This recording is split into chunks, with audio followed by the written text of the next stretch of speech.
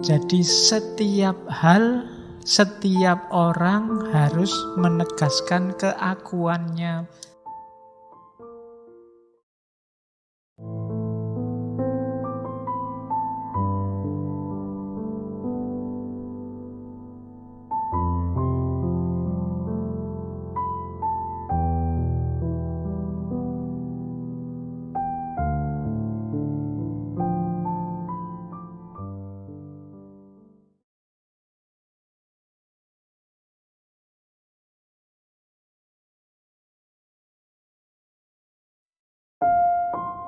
Mari kita bangun khudi.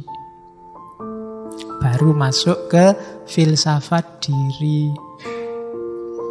Khudi itu gampang-gampangannya aku. Aku yang tegak berdiri. Aku yang jelas. Aku yang kokoh, yang mandiri. Kalau aku itu kokoh, biasanya tidak mudah terpengaruh. Dia punya jati diri. Kemarin waktu di Weber, syaratnya orang bisa punya karisma, itu ya personalitasnya harus jelas. Kalau kamu tidak jelas, orang susah memposisikanmu sebagai apa. Jadi setiap hal, setiap orang harus menegaskan keakuannya. Bahasa Inggrisnya I amness. Siapa aku? Itu kamu harus bisa jawab. Bukan nama loh ya. Kalau nama sih semua bisa jawab. Tapi keakuan itu, kamu itu sosok yang kayak gimana sih, kamu harus jelas. Untuk bisa menjelaskan kamu itu sosok yang gimana, itu tidak serta-merta sekarang kamu itu apa, tapi juga harapan-harapanmu ke depan, cita-citamu yang kamu izinkan masuk ke dalam dirimu, kamu jadikan pilar eksistensimu itu apa saja. Nah, itu khudi namanya, ego, aku. Dalam kata-kata aku ada konotasi ketegaan, kemegahan. Jadi orang yang punya karakter, bahasamu sekarang. Jadi orang yang punya karakter itu kan biasanya punya karisma tersendiri. Dibandingkan yang ke utara ikut, ke selatan ikut. Nyari enaknya sendiri. Nggak mau mikir, yang mau mengalir saja kayak saya ceritakan tadi di depan. Ya, saya Pak mengalir saja. Ada enak yang diambil, ada nggak enak ya dihindari. Pokoknya nah, itu berarti kamu nggak punya planning. Kamu nggak tegas. Nggak punya karakter. Jadi ego itu adalah self. Bangun dirimu. Oke.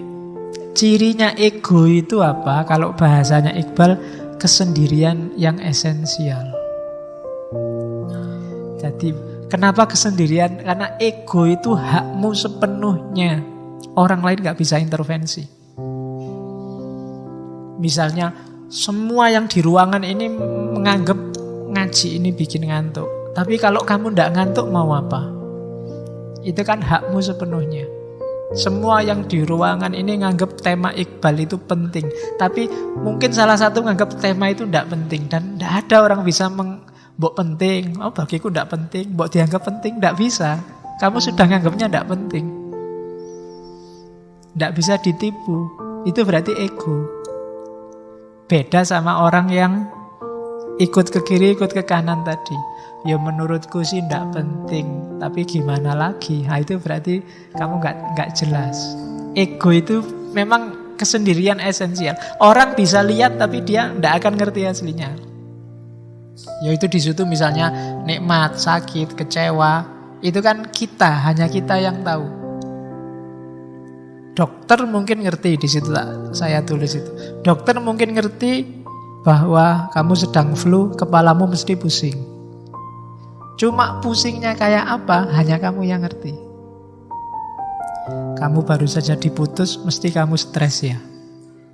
Orang hanya lihat dari luar, tapi derajat kesetresannya kayak apa, itu hanya kamu yang tahu. Atau jangan-jangan kamu tidak stres, ya kamu sendiri yang tahu. Cuma kamu pura-pura stres saja biar nggak kelihatan.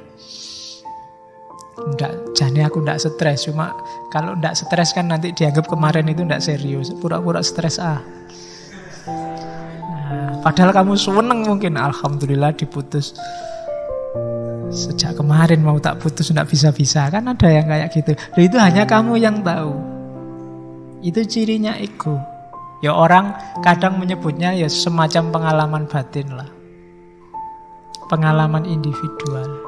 Yang kalian rasakan dengan ngaji ini, itu khas. Setiap kepala khas. Setiap orang khas. Memaknainya pasti sesuai versinya sendiri-sendiri. Tidak bisa ditanya. Kalau tak tanya, saya yang tanya, mesti kamu basa-basi jawabnya. Wah bagus pak, wah enak pak, mesti gitu. Karena kamu takut pada saya. Temenmu tanya mungkin juga gitu. Kamu ikut alur pikirnya temenmu. Tapi yang kamu rasakan sendiri hanya kamu yang tahu. Itu cirinya ego.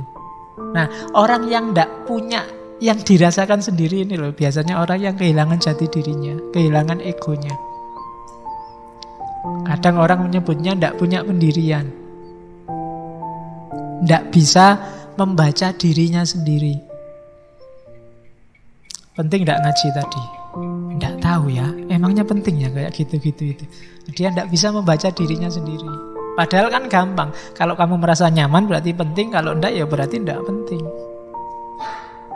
Nah itu ego, cirinya itu.